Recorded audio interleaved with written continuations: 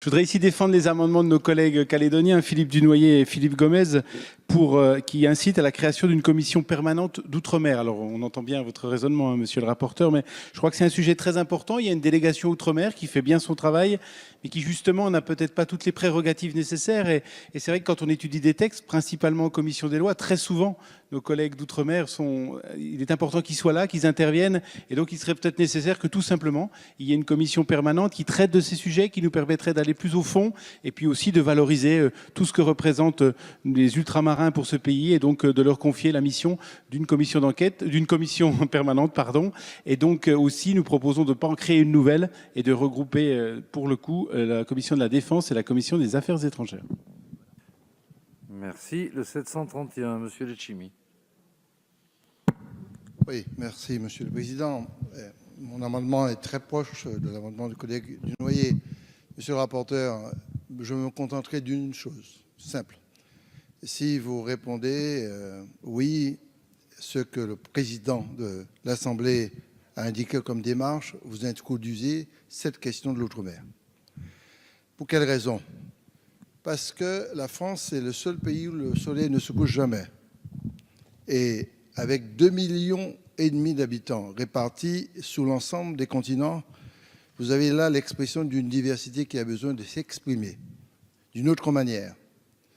Le sentiment que j'ai, personnellement, je suis arrivé ce matin de Fort-de-France et je n'ai pas encore dormi. Il fallait rester près de 8 heures ici, écouter le débat, participer, pour présenter un amendement. Nous avons besoin, très honnêtement, d'une autre forme de débat et de discussion. Tous les collègues qui sont ici, et ceux que je connais bien, me disent très clairement que la question du outre-mer est compliquée. Ils sont sensibilisés émotivement, mais les réalités ne sont pas prises en compte. Nous avons eu plusieurs fois l'occasion de voir cela dans des débats, notamment sur la loi de sortie de l'indivision. Nous avons le sentiment, je vous le dis fraternellement, d'être traités avec écart. Ce n'est pas une volonté. Ce n'est pas une volonté de l'Assemblée. Ce n'est pas du racisme. Ce n'est même pas à la limite du mépris. C'est structurellement l'organisation des débats qui fait qu'à la marge, on met une petite ordonnance, une espèce de petit ensoleillement pour la Calédonie, pour la Guadeloupe, après une petite négociation quelquefois moribonde, quelquefois nauséabonde avec des ministères pour essayer d'obtenir quelque chose. Il n'y a pas de réflexion globale, il n'y a pas de vision globale. De ce fait, c'est un écartèlement dans tous les sens et que ça n'a aucun sens. C'est pour ça que je propose qu'il y ait une politique de reconnaissance. Il faut la formuler. Peut-être qu'une commission permanente pourrait aborder une vision beaucoup plus globale pour que ces pays qui possèdent la diversité, donc la richesse, puissent mieux contribuer à la richesse nationale et mondiale. Merci, cher collègue. Monsieur le rapporteur. Mais je tenais à, même si évidemment ma réponse sur le fond est la même, c'est-à-dire qu'on ne reverra pas, enfin je propose qu'on ne revoie pas les périmètres de commission. Moi je voudrais vous dire d'abord merci d'avoir porté cet amendement et porté la parole des Outre-mer, parce que nous sommes, et vous l'avez dit, nous sommes attachés aux enjeux de l'Outre-mer, mais pas forcément conscients de la difficulté qu'un député d'Outre-mer peut avoir, vous l'avez magnifiquement illustré là, pour être présent à tel amendement, à telle réunion de commission. Et donc, je voudrais vous remercier d'avoir amené ce sujet ce soir dans l'hémicycle. À contre-cœur, je donne un avis défavorable sur la modalité de l'amendement, vous le comprendrez bien. Mais je crois que, voilà, je voulais simplement vous dire merci d'avoir mis ce sujet dans l'hémicycle et nous redire ce que vous savez, notre attachement, mais aussi qu'il y a des sujets pratiques, concrets, très pragmatiques, qu'il nous faut repenser probablement et étudier plus en avant. Oui, monsieur Letchimy.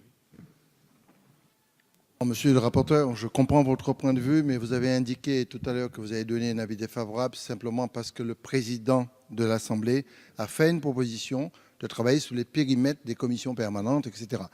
Je demande simplement à ce que l'outre-mer soit inscrit dans ce débat-là à l'initiative du président de l'Assemblée. Et je comprends parfaitement sa position de dire qu'il ne s'agit pas de répondre sous cette mandature, il ne s'agit pas non plus de donner des ordres à l'avenir, mais de préparer des dossiers que pourrait intégrer, bien entendu, le débat qui pourrait s'organiser. Monsieur le rapporteur. Je ne voudrais pas encourir le risque d'un rappel au règlement de M. Schellenberger si je venais à Bien. répondre directement à Étant, notre collègue Estimi.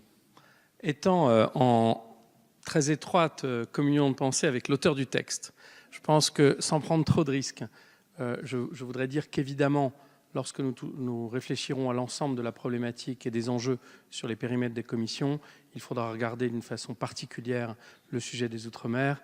Je lui en parlerai, je suis sûr qu'il n'est pas très loin d'ici et qu'il sera tout à fait de cet avis. Je vous remercie. Merci, cher collègue. Oui, pardon, Monsieur Schellenberger, vous avez la parole. Il reste un amendement. Merci, Monsieur le Président. Simplement pour réagir sur du coup l'amendement qui reste, qui apporte une réflexion importante que nous devons avoir, nous, au sein de la représentation nationale, qui représentant l'ensemble du territoire national auquel appartiennent également les Outre-mer. Et on ne peut que se satisfaire que les différents départements, régions, territoires d'outre-mer soient des sujets qui régulièrement sont débattus ici.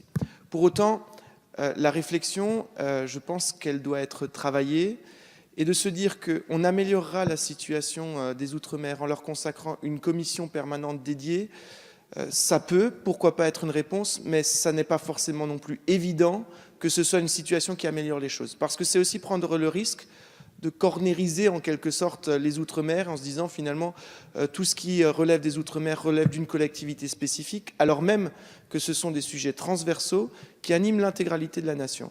Et que sur certains sujets, je pense à un exemple récent, les débats qu'on a pu avoir sur Mayotte en commission des lois avec les questions d'immigration, eh ben, le fait de parler de problématiques spécifiques aux Outre-mer éclaire aussi le législateur sur des évolutions à venir, à anticiper pour le reste du territoire, que ce soit d'ailleurs d'autres territoires d'outre-mer, d'autres départements d'outre-mer, ou bien le territoire métropolitain.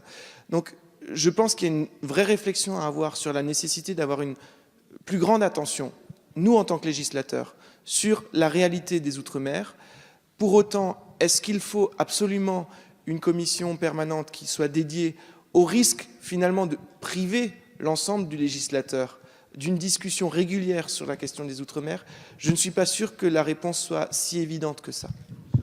Bien. En tout cas, chacun aura compris qu'il y avait un enjeu réel et sérieux à prendre en considération de manière plus éloquente ou plus évidente les questions liées à la situation de nos compatriotes d'outre-mer et des territoires où ils vivent.